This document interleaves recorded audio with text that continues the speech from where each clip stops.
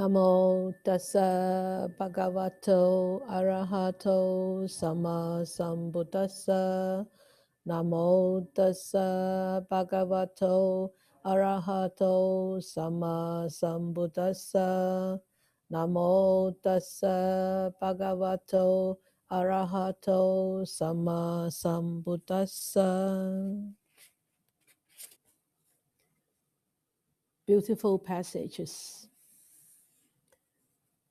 Beautiful passages, just right for this present moment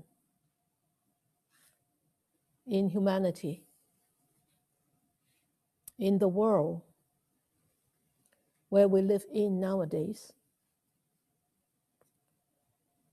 I don't know, when you read through this, I don't know what kind of feelings do you have.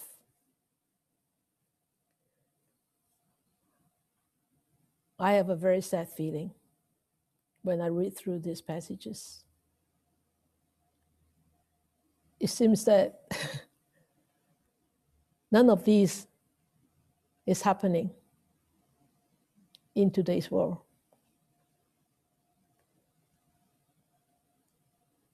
You agree?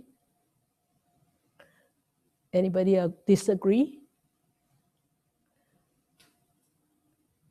It's actually, yeah, I do have this kind of sad feeling that arises when I read through this. It's sort of like very heavy,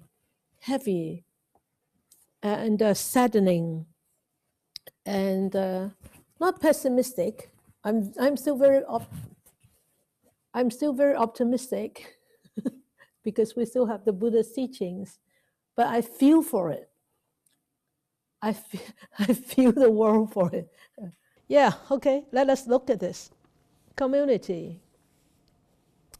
So the Buddha said community. There are 6 roots of dispute for a community. And you remember the little exercise, the little activity that we did last year. Were you here, Paul? We did what is a community with strips of paper. No. In the circle? Yeah. So that was a community. That was a little play of community. I should have thought about that, and I could have played with you with Zoom. Okay, the Buddha said to Ananda, there are 6 roots of disputes. Okay, and he actually very detailedly, carefully actually laid out what are these 6. And the first one is angry and resentful. And when he addressed to Ananda, of course, these are actually addressed to the Sangha. And I'm sure,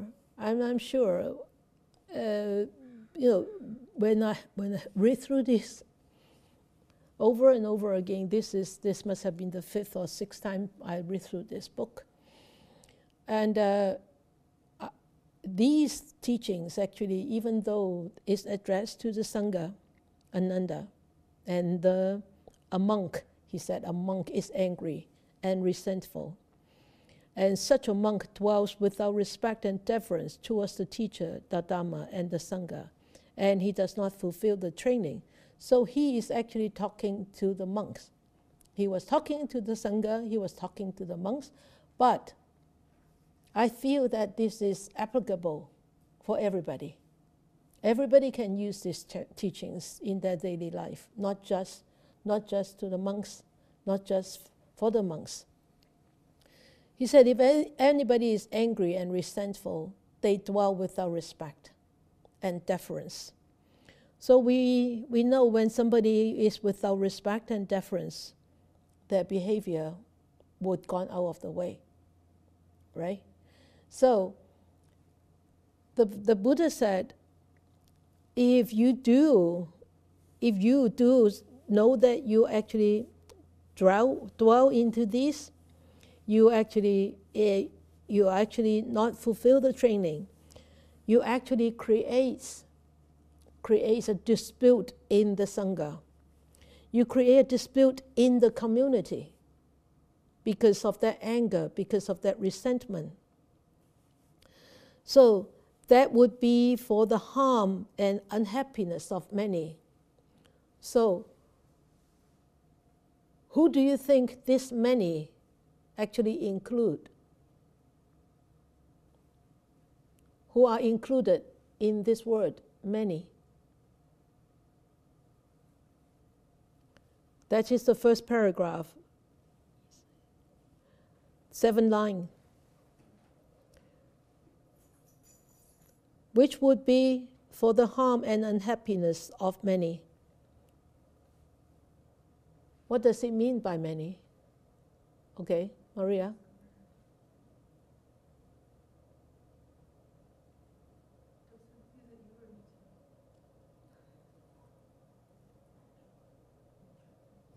There you go, Maria. Good evening. I would just say that's referring to everybody. Everybody. Does it include the person himself who get angry and resentful? Absolutely. Your budgie said yes.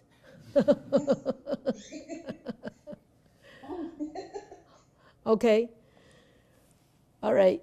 So that's good. So if one is angry and one is resentful, they create a dispute in everybody who is surrounding him or her, who is or are in the community, right? So a community, you can say, is a Sangha community. It could be as huge as 1,000 people or 2,000 people. Or even it could be a community. Your family is a community. The society is a community. Your workplace is a community. You see? So a community is actually, there is a lot of interpretation about the word of community. Okay, so anybody who is around that person who is angry and resentful, it will be affected. Not just in the mundane world, it also says the devas are also affected. Why would the devas affected? If this is a human being who get angry and resentful, why would the deva why would the deva be affected? What do you think?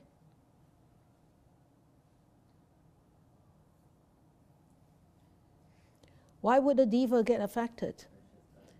And it causes, because it would be for the harm and unhappiness of many, and for the loss, harm and suffering of devas and humans. Okay.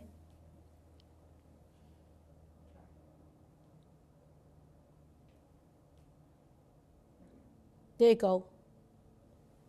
Good evening. I understand that devas are also here to support us, so it's a disappointment to them as well. Exactly. Devas are around all the time. Remember the Buddha when he went into Nibbana, Parinibbana, he said to the devas, please support those beings who are walking on the path to enlightenment, to be free of sufferings. Support them, protect them, right? So whoever that is around such person would be unhappy, would be sad, would be worried, right? So the devas will suffer too. So the Buddha said, so what happens if you know that you are angry and resentful, or if you're not angry and resentful, you should check yourself. So he pointed out 2 points in the paragraph. He said, if you see any such root either in yourselves or externally, you should strive to abandon it. So if you see such roots of anger or resentful or any other shortcomings in yourselves or externally or in others, what do? You should strive to abandon them. but not forcing others to abandon them. He didn't say you should ask others to abandon them also, right? Because there's no way that you can ask others to abandon it unless the others are willing to abandon, unless the others know how to abandon. Right? Right? Right, okay. Okay, so, and then he said about the second point is, if you do not see that you have any of those roots in yourselves or externally, you should practice in such a way that that same evil root of dispute does not erupt in the future. So that means if you do not see that you have such roots in yourself or in others, and you should practice in such a way that in the future those roots will not bear fruits. Okay? So, so he actually mentioned for the rest is actually excuse me, it's the same. And a monk who is contemptuous and insolent.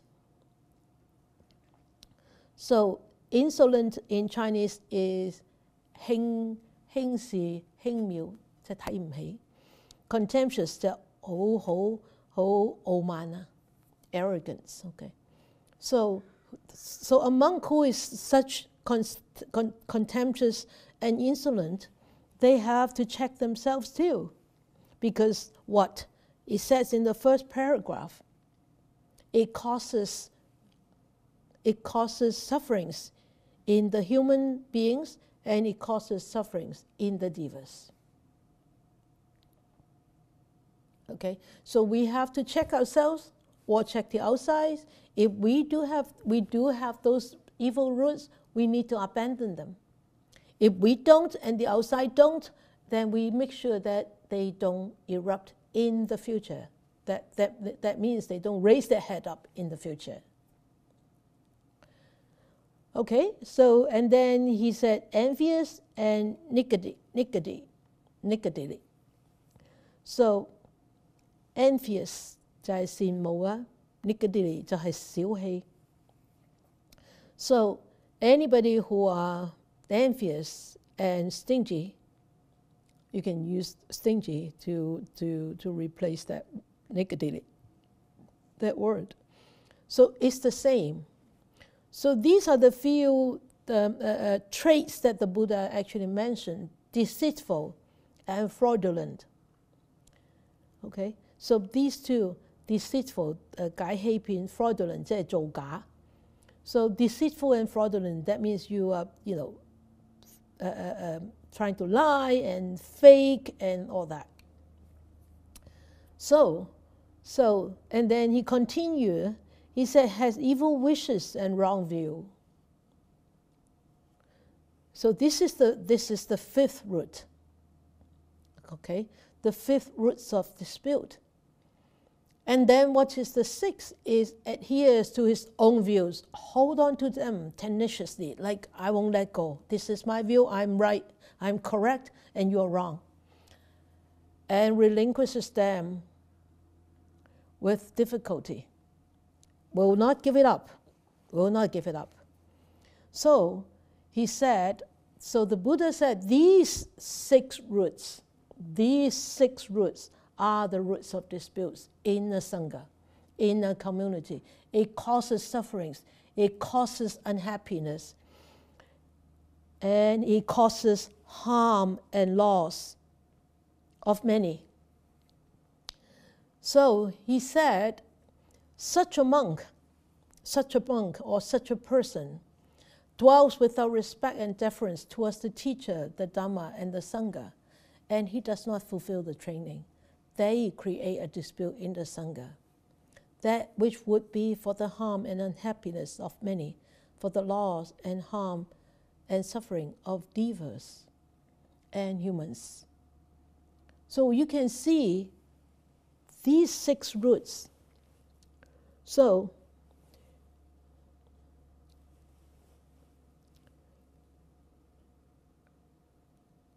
How do you feel the Buddha actually talk about these 6 roots of disputes? What do you feel? Is it really true? Does it really happen? Have you experienced any of this? Everybody nodding their head. Everybody nodding their head. None of us can escape. None of us. Every day, we go in, we come out, we go in, we come out. Every day, we constantly creating all these roots of disputes with ourselves and with others. That's why just now in mindfulness, especially the last one, relinquishes, yes, my view is right, my view is correct, your view is wrong, you should change, you should work according to my view, you should do according to my view. This me, mine, and I is so big, so big. Okay, Ophelia.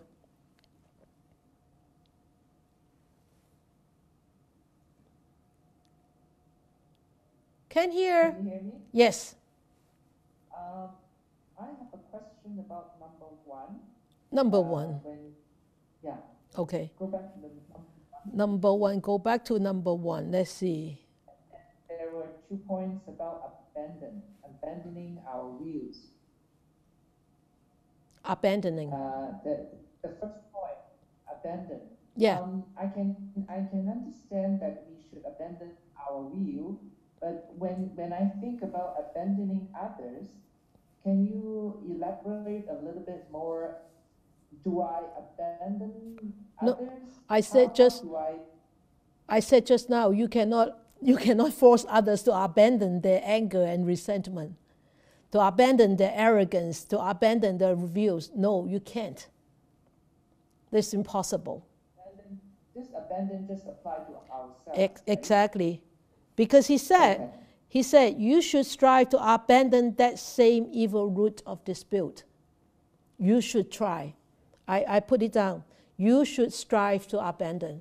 Not you should strive to force others to abandon. Okay? Okay. Yeah. Okay, thank you. You're welcome. So these six points of views, and I think, why do we have all these 6? What do you think of all these 6 points of views? Which one do you think would be the one which will actually cause the other ones? Do you think there will be like a big brother in here among these 6? Big brother. Okay, Nora.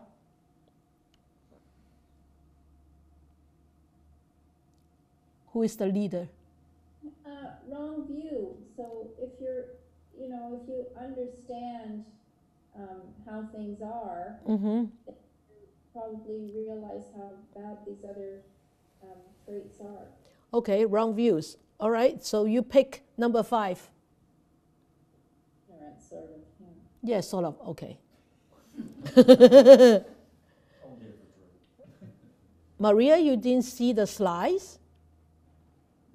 Your phone is too small? I'll text her. Okay. Everybody look, can everybody see the slides on Zoom? Okay. Okay. So who, from 1 to 6, those roots of disputes, what do you think, which one do you think would cause the arising of the others? Or they all come together? Yijun said number 1. Strong attachment to our views, okay? Yijun, okay? Yijun? Yeah, can you hear me? Yep. Hello? Yes, Yijun. Yeah, I think number 1 is it's the big brother, because once you get angry, it's very hard to control yourself and you can cause all other evil thoughts come up. Okay. Okay. That's my thought. Okay, good, thank you. All right, Jeremy. Jeremy.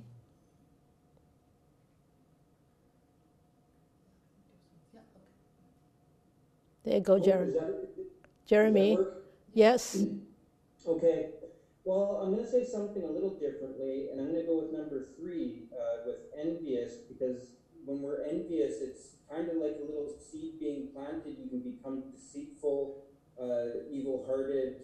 You know, you hold even more onto your own views. You start being contemptuous of others, and it leads to anger. So I think 3 is what I'm kind of looking at. Okay. There's no wrong or right. It's just a personal perspective. Anybody else has a different perspective? Molly? Just a minute. Okay, there you go. I was thinking of number 1, angry and sinful. Okay. So when you're angry, you tend to not see things clearly, and your views can be wrong, and your thinking can be all not in the right place.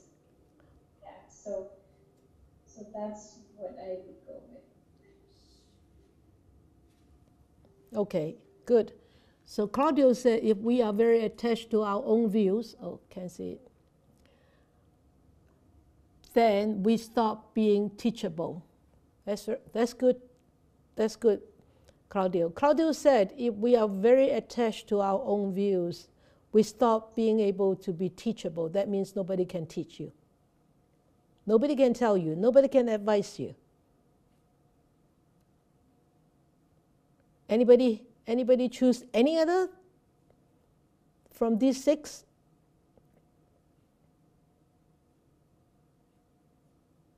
Number 2, okay, Ophelia choose number 2, all right.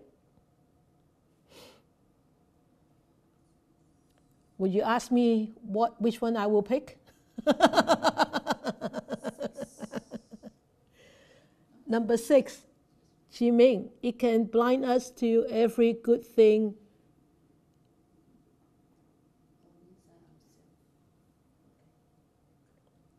To every good thing around or inside ourselves. Yes? Tissa has your hand up. Okay, Tissa. There you go, Tissa. I think I will go with the number 5. Okay. Evil wishes and wrong views. When a person has wrong views, then whatever he does has negative connotations. Good. Yeah. Yeah. It's really a personal thing. Personal interpretation of these 6 roots of disputes. Okay. Anybody else? Before I say anything? Before I influence you? Versha. Okay, Versha. Oh, she... Okay, number 6.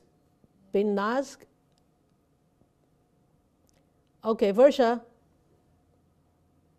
Yeah, just because it's called the 6 roots of dispute, I think they must all impact each other. So I would think they're all interconnected and impact each other. I can't come up with one. I think they're all equal. Yeah, they are actually all interconnected. They're all interconnected. But I think we can actually put a summary to these 6 roots of disputes is really views.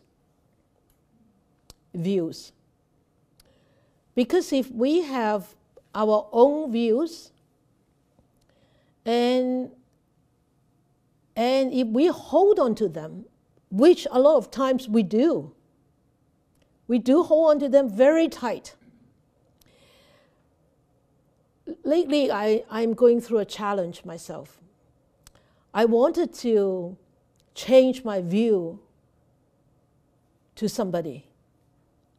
And I had a very difficult time.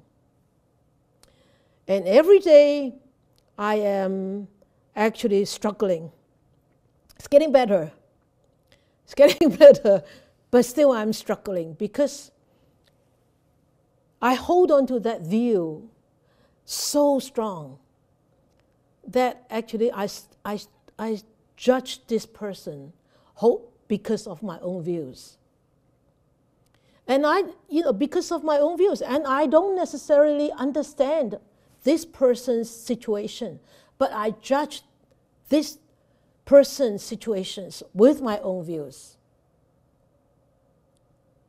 And it is actually a very, very strong view. I mean, even though, even though I'm holding on to that view, I'm still okay. I'm still like, I'm not angry. Well, I'm angry, but I'm not angry on my face. I'm not angry on my, actions, but I'm angry inside. I'm impatient inside. I am, what else? What else should I say? But anyway, this inside is really not right. But because I'm holding on to such a view of this person's situations, and of this person, how to deal with the situation. And I tell you, it's very difficult to change. I intentionally change it every day. And I intentionally dive myself into the teachings and find answers. And every day I find answers from the teachings. But this view is fighting. It's constantly fighting that teachings. That teachings go in through here, and this will come in here, and they keep fighting inside. Fighting all the time. And I tell you, for myself, I would say the origination root is number 6. I myself think that is the origin. But of course, this goes round, and you really cannot find an origin because they are all interconnected. Okay? They are all interconnected. But like the 12 links of dependent origination, it has to have an origin somewhere, and the origin is the ignorance. And this is ignorance. This is total ignorance.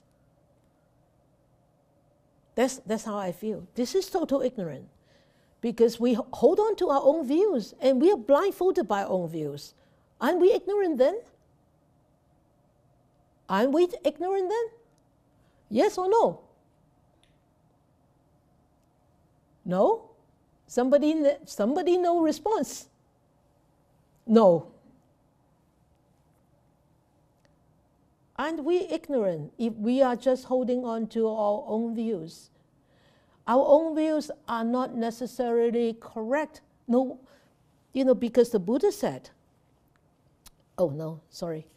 he said, if you check yourself and check the outside world, if you have those evil roots, then you abandon them. You strive to abandon them. But if you don't have those evil roots, what do? You try not to allow it to erupt in the future. Right? So, what kind of practice is that? The right efforts, yeah, the right efforts. Remember the little piggy pulling the weeds out, right? The right efforts in the Eightfold Noble Path. The right efforts. So if we want to create a harmonious community, make sure we check on ourselves constantly with these roots. Moment to moment, are we aware that we have created such a dispute? And how are we going to rectify? How are we going to resolve that situation? And in order to rectify, in order to resolve, the one who creates the disputes has to take the lead role to do this. Otherwise, if the other person take the lead role first, and it will strengthen your view that I'm correct. You know what I mean? Yes, Paul?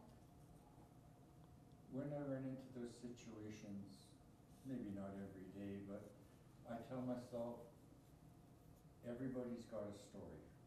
Yeah, it does. And unless you live that story, you don't fully understand. Yeah. So you have to have a very open mind to that situation or that individual. Yeah. So just now Claudio said, the moment I call an opinion my opinion instead of an opinion, right? Yeah, so that's where everything starts, when you call that is my opinion. Everything starts. Or every sparkle of dispute starts right there. You're lucky if there is no dispute arise. You're very fortunate, right? So as I said just now, if you are the one who causes the dispute, and if you are not the one who actually rectify and resolve the dispute, remember what I said just now. If somebody was in the dispute together with you, and they come and say to you, I'm sorry, or, maybe we can do it this way, blah, blah, blah, blah, blah, blah, blah, blah, then it's possible that this insolent, or this arrogance could come up, could get stronger, could strengthen that arrogance. Because you see, I told you, it's you, not me. Right? It always happens. It happens too often. Right? So the Buddha said, if you see any of such, either in yourselves or externally, you should strive to abandon them. Remember, you should strive to abandon them, not others should strive to abandon theirs. It's we should strive to abandon ours. Yes, Laurie?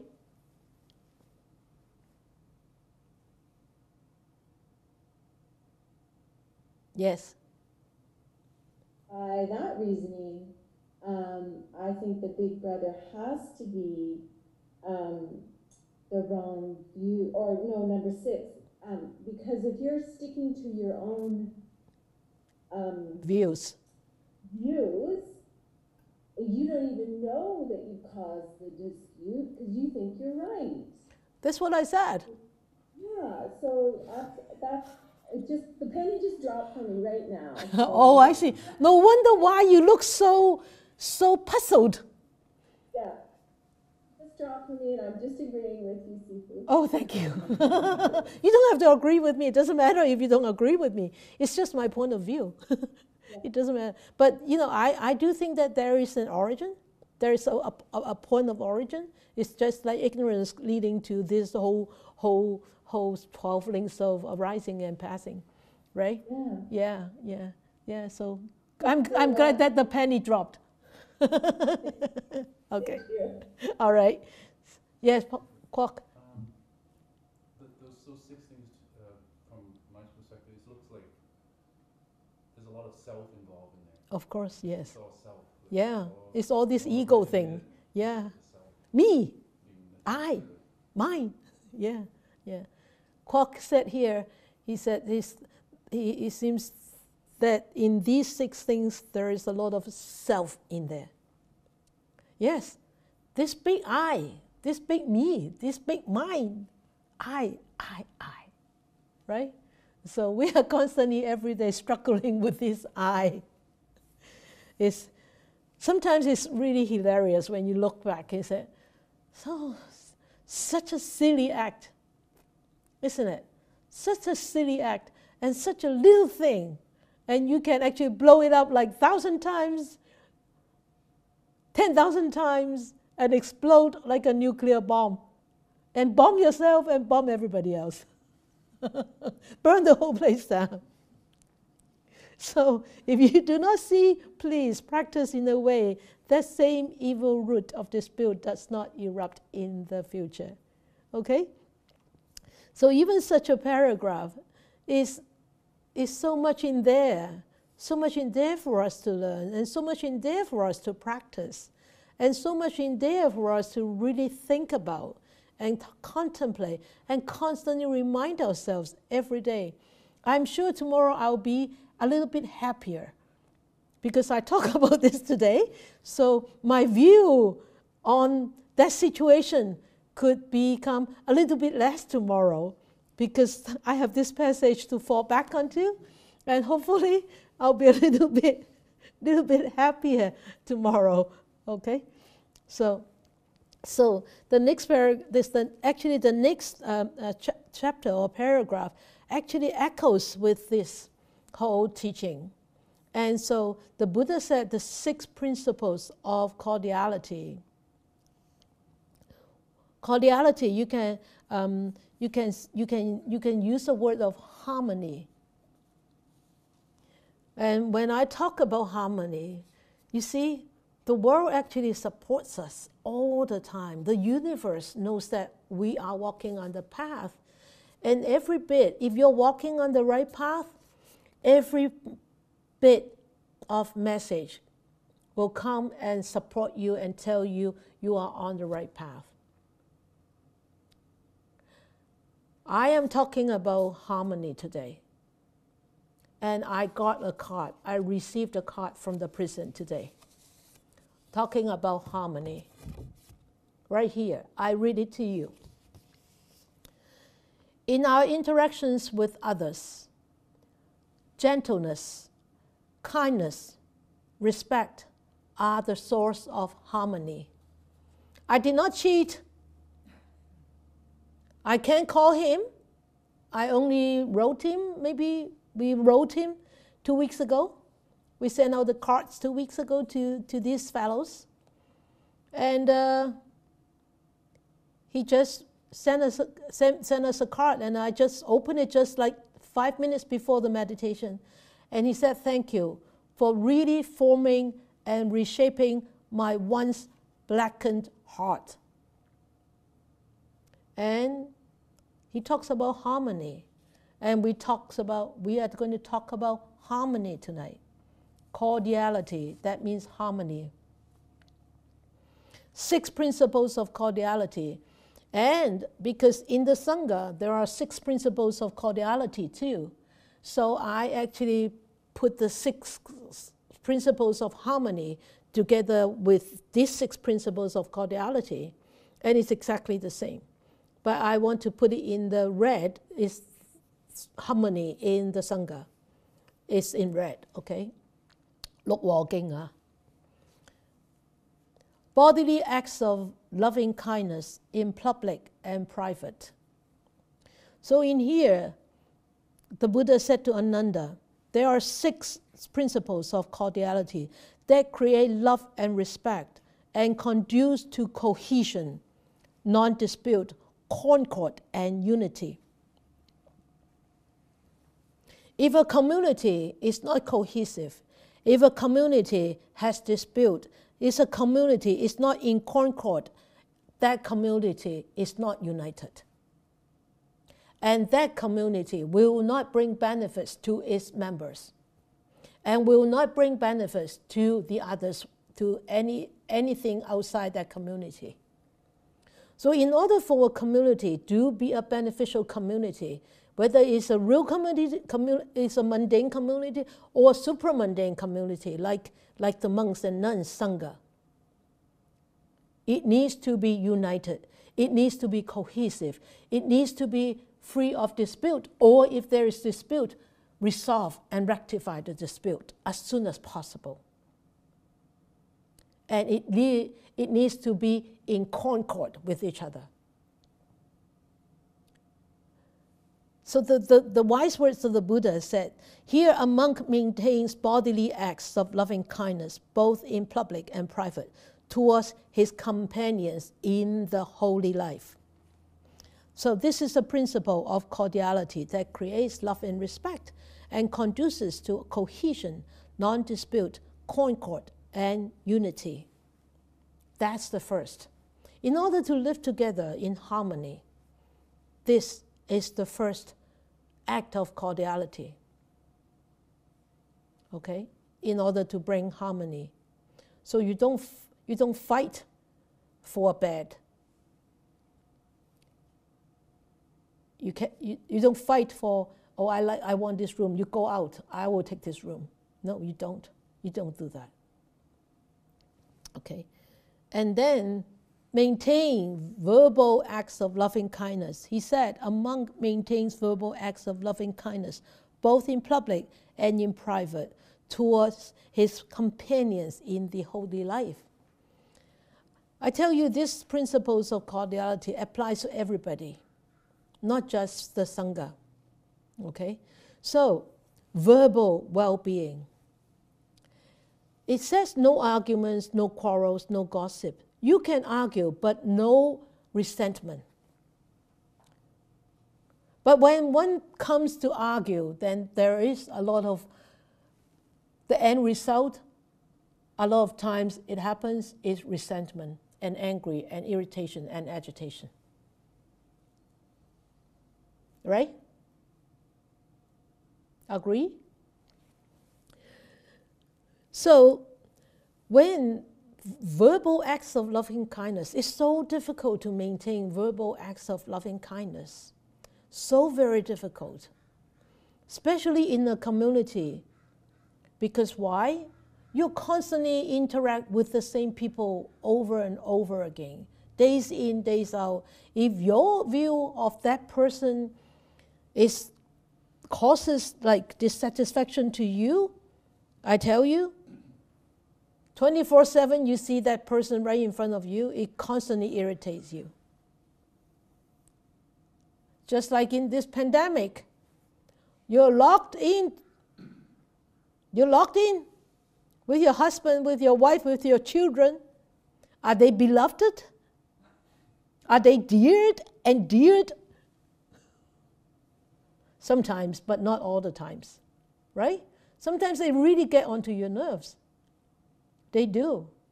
What can you do? You cannot chuck them out. Go away, go away. You can't. It's pandemic. You're forced to live there. You're forced to stay with them. And then when irritation starts coming, the first very, very easy act that one will commit is verbal act. It's very easy, just too easy. Just too easy because it's so difficult to contain those words. It's very difficult to contain those words in your mouth, inside. And it's like, let alone you want to swallow it. You can't. So that needs a lot of, really serious mindfulness there. Serious mindfulness and serious equanimity. Otherwise, days in, days out, every day, every moment, every hour, you constantly commit this, make these mistakes here in this aspect. Okay? And then the third principle of cordiality is maintains mental acts of loving kindness. That means the harmony in mental well-being. So because we share the same goal, we want to mentally develop together in that same goal, achieving that same goal, going towards that same goal, and walking on that path towards that same goal. And is it easy? This is not easy,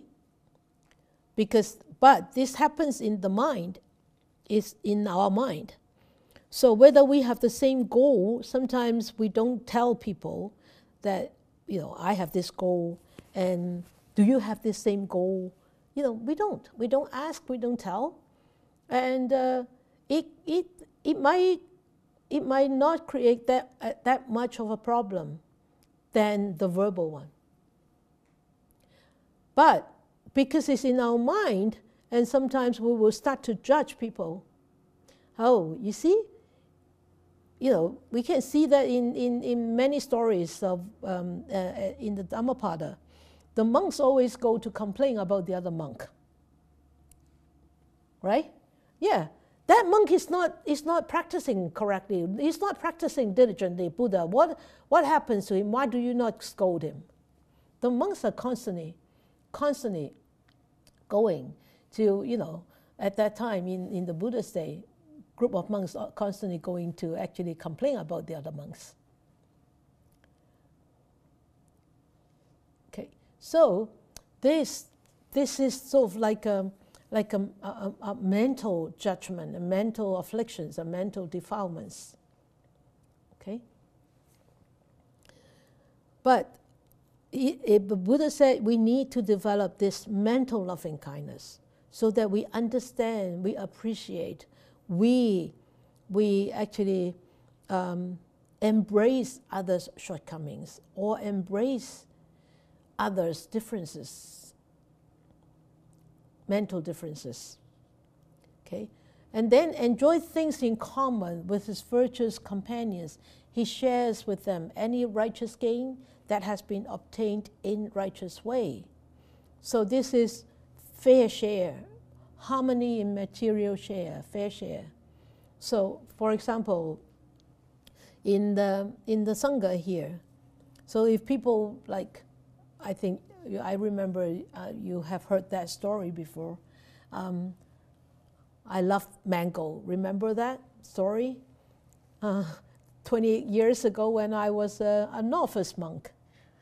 And I was the person who was serving in the dining room, and I look, wow, big mangoes. That there were only a few big mangoes, and most of them are oranges and apples and peaches.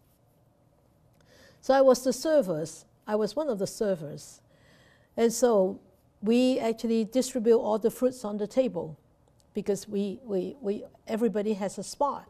And they all come in, they eat in silence, and they have their own fruits. So the biggest fruits go to the most senior monks and nuns. So biggest fruit, the mango was that big. Of course, it went into the most senior one.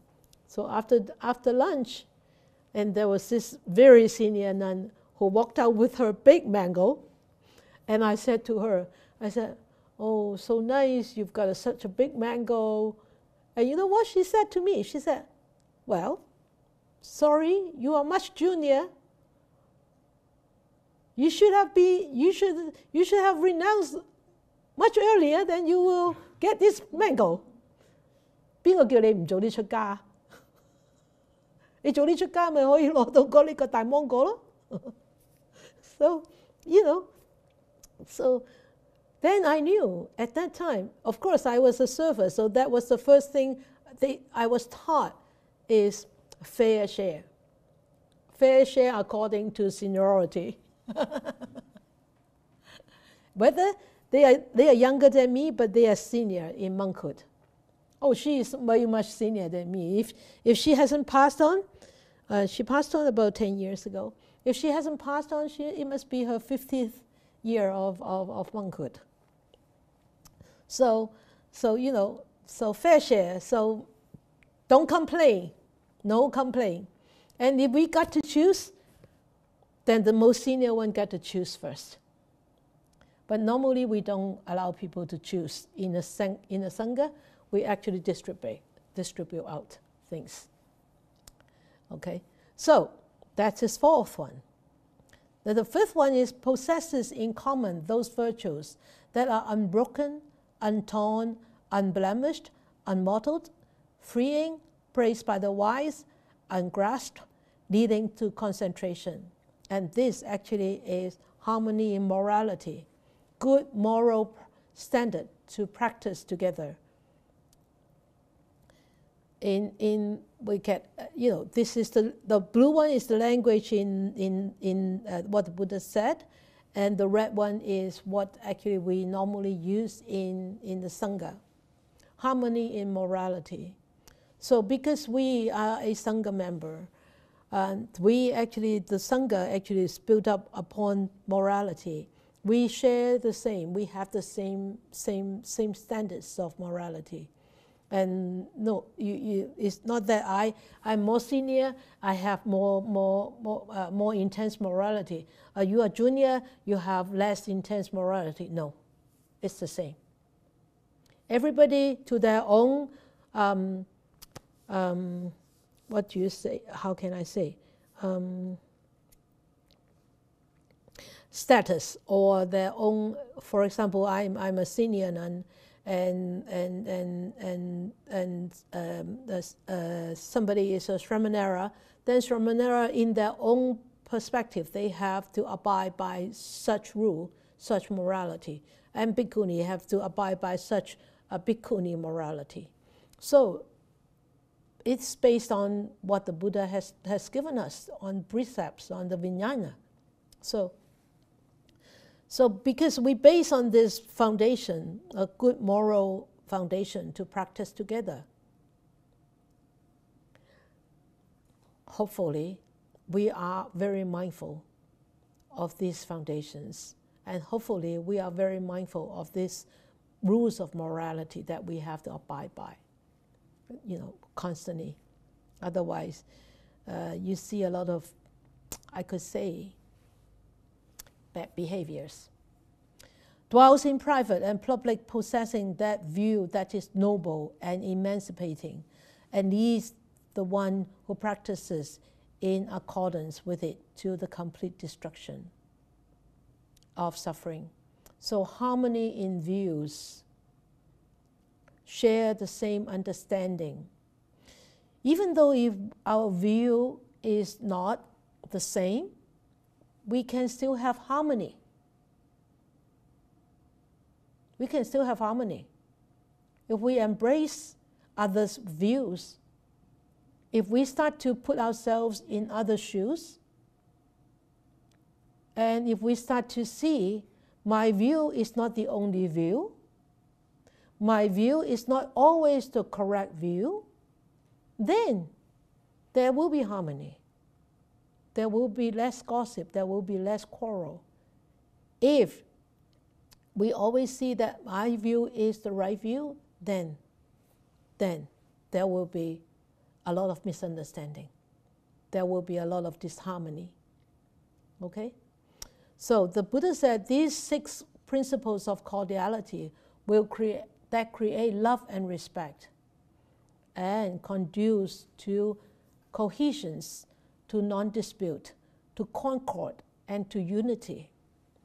So if you want your family, a small community, a personal community, or if you want your workplace, or if you want your society, or if you want your groups, any group that you belong to, volunteer group, or a coffee group, or a hiking group, or Sangha group, these 6 rules can easily be applied to any group. And of course, the fair share is actually really talking about the Sangha. But we can also share. We can also share our revenues. Remember last couple of lectures, right? Remember last couple of lectures, the Buddha said how a good man used his wealth, right? How many aspects? How many ways? 1, 2, 3, 4, 5, 6, 7, 8, 9, 10. Flip through your notes. Flip through your page, your book. 4, very good. 4 ways, yes, 4 ways. And which, of course, inside there are little points. So if we want the world to be in a harmonious world, it has to start from yourself and extend to outside. If you don't start from yourself, what you extend to outside would be what the outside world doesn't need. Right? If you are not inharmonious within yourself, and what you radiate out from this disharmony is disharmony. So that's it for tonight. Reflections time.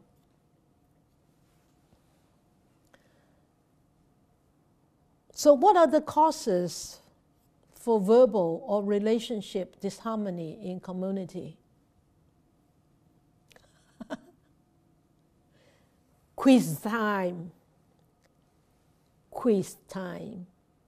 What are the causes? Okay, Irene.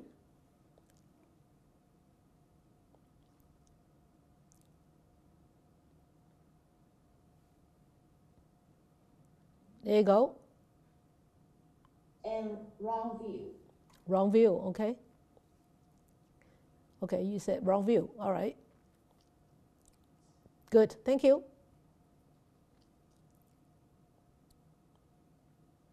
Anybody else? Some of you have voiced that out already just now. Anybody else? Simple answers. The 6 roots of disputes. All 6 roots. Verbal or relationship. Remember, relationship could be physical, could be mental, right? And could be verbal. Yeah? So it's just, bodily, verbal, and mental. So it encompasses the 6 roots of disputes, encompass all these. Right? Are you in contemplation? Are you still thinking? Ivy is scratching her head. She doesn't seem to understand. Okay? All right, second question. With the 6 principles of cordiality, what are the important aspects and principles?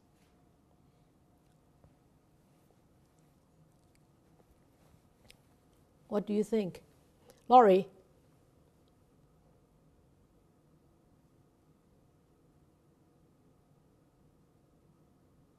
There you go. Say that again, please. All of them. All of what? All of the 6 principles, what are the important aspects? Uh-huh. All of them are important. Yeah. Okay. So what are the principles?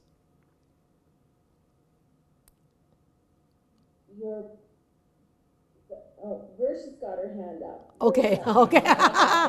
You are good friends. You're really good friends. Versa is looking down at you from the valley, from top of the Rider Lake mountain. Okay, Versa. In terms of aspects and principles, I think the first 3 are about loving kindness and the last are about sharing. Good. Very good. Yes.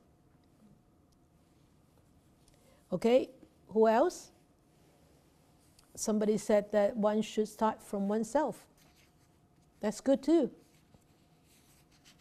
Yes? I like that it has both in private and in public. Yes. So it's very unified. Unified, and also it encompasses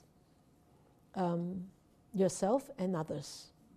It encompasses the whole world.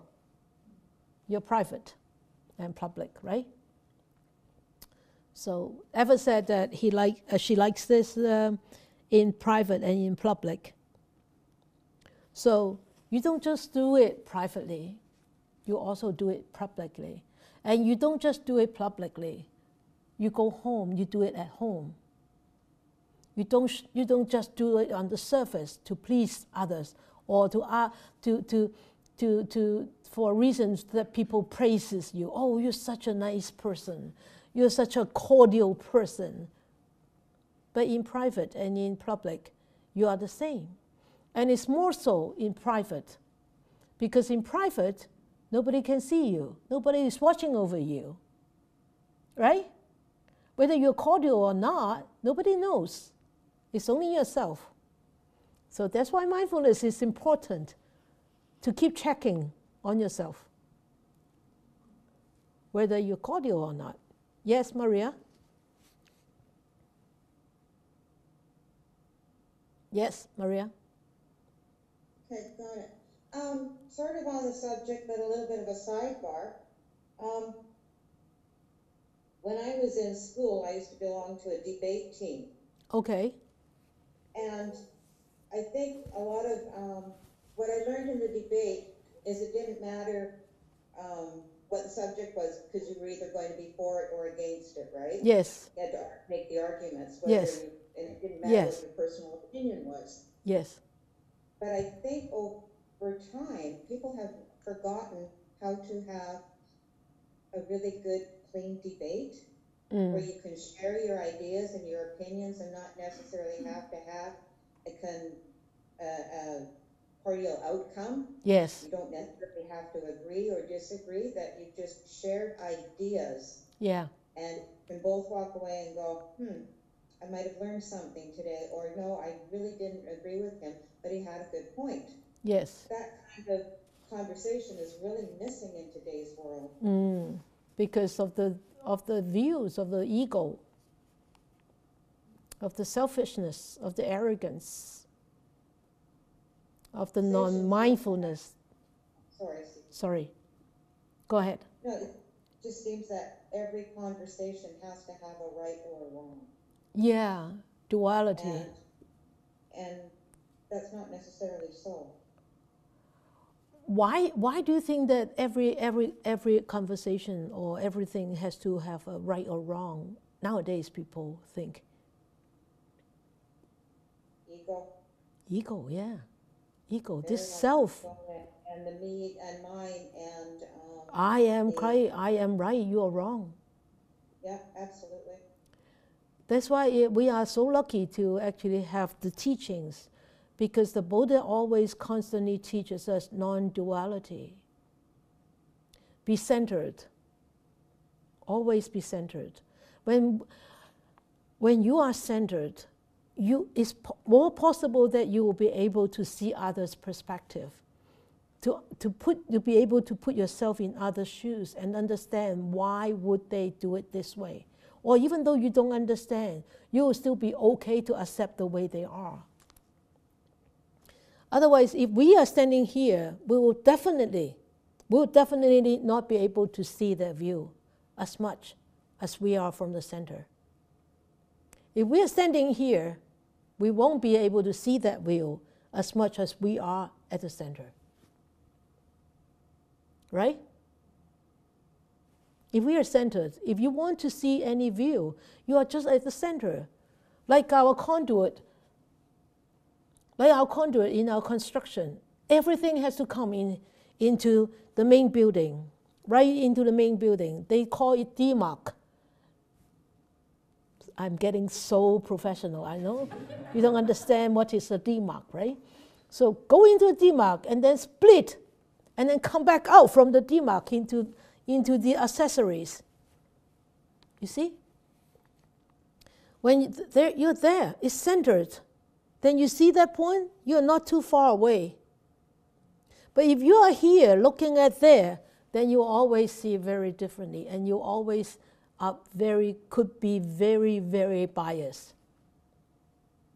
And bias come from our views. These are all entangled together. So much entangled together. And that big one thing that entangle us is that egoistic view. That ego. That me, mine, and I.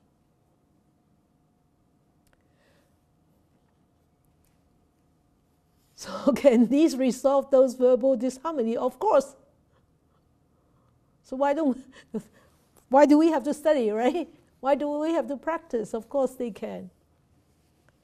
But we can actually spend a couple of minutes discussing the next one, okay?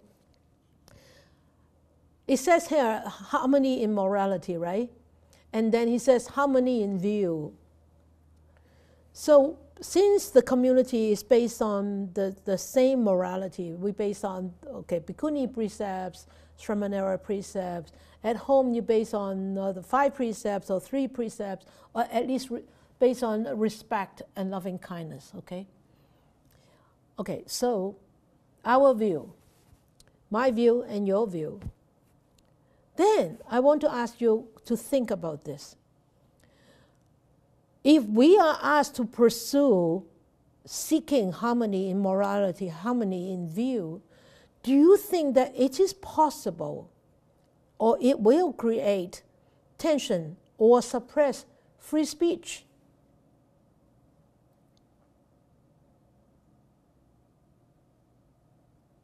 On different opinions or views.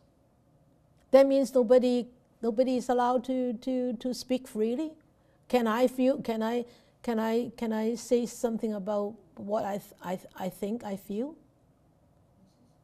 Catherine? Yes, Catherine? What's your question? Oh, good question is, would the pursuit of with the pursuit of seeking and cultivating this true harmony cause tension or suppression of free speech on different opinions or views? Free speech on different opinions. Or views.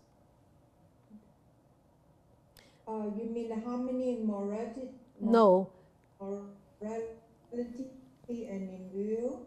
Cause Yeah. tension of, I don't think so. Okay, you don't think so? With the pursuit of seeking this harmony. That means we encourage people.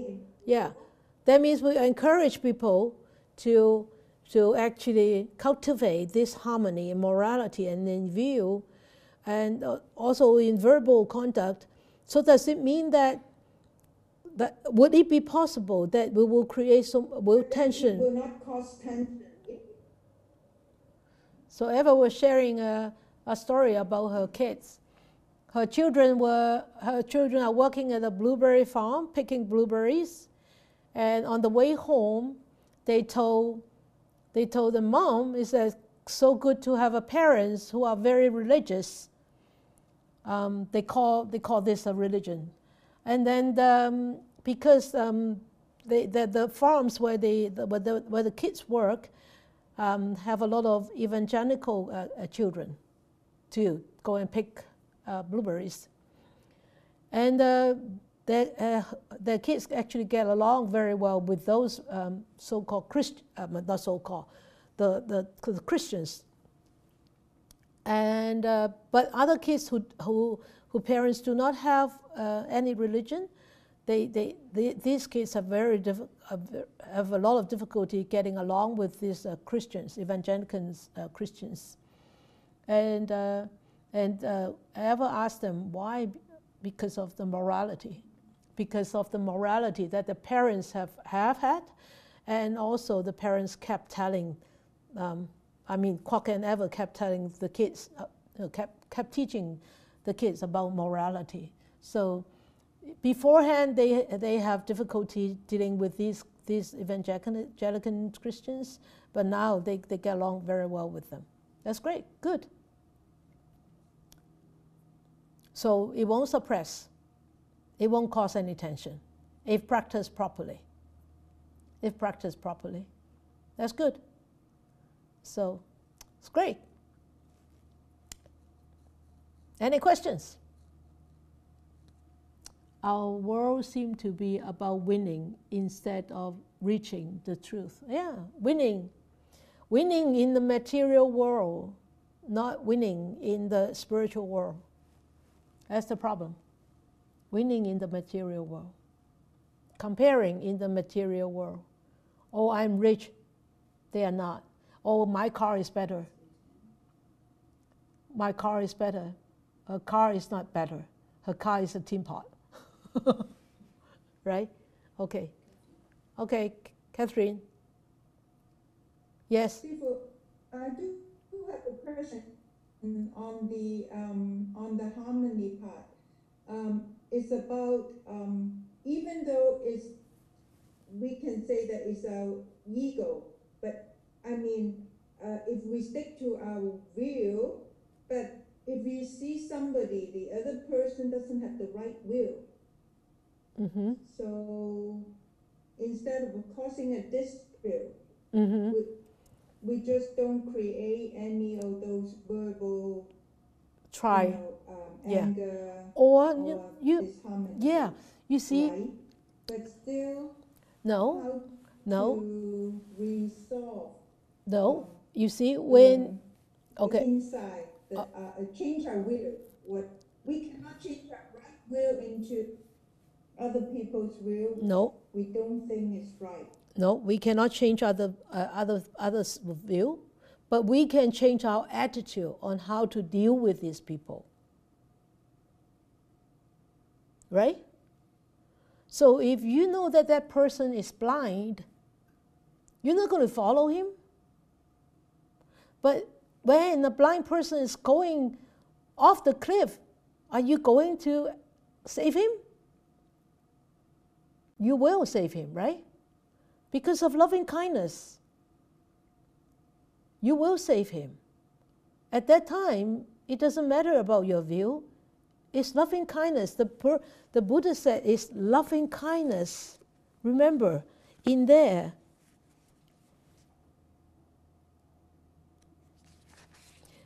in the community. So these two, actually these two chapters relate to each other a lot.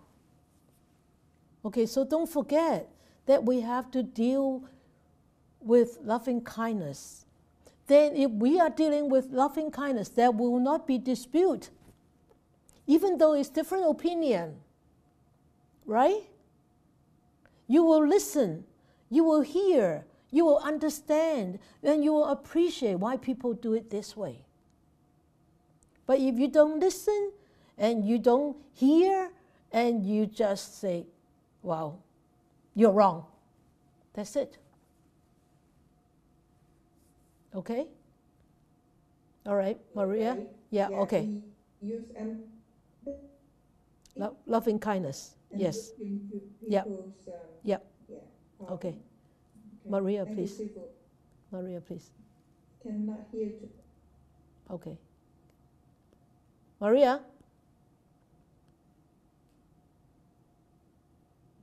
Maria, you have to unmute yourself. There you go. Sorry, I thought I had. I missed the button. Ah. I think we have to also remember that we're all on different karmic paths. Yes. Right? And some of us are more evolved in this lifespan as opposed to others. Yeah. We have to accept them the way they are. Yeah. Yeah. Yeah. Because you don't know what their past lives or this life is, so they're on the path that they need to be on. Yeah. And can't change that. Exactly. And that's where respect sits in. We respect their karma, and they should respect our karma too. Okay? It's good. Great. Okay, we dedicate our merits. May these blessings extend to all, that we with all the other living beings together will attain the Buddha way. May we wish more and more people will encounter the words of the Buddha, the wise words of the Buddha, study them, understand them, practice them, implement them into their lives, and change their lives. Come out of the entanglements and be truly happy and peaceful, so that they can truly share their happiness and peace with everybody around them. Everybody be well, be safe, be secure, be happy, and be peaceful.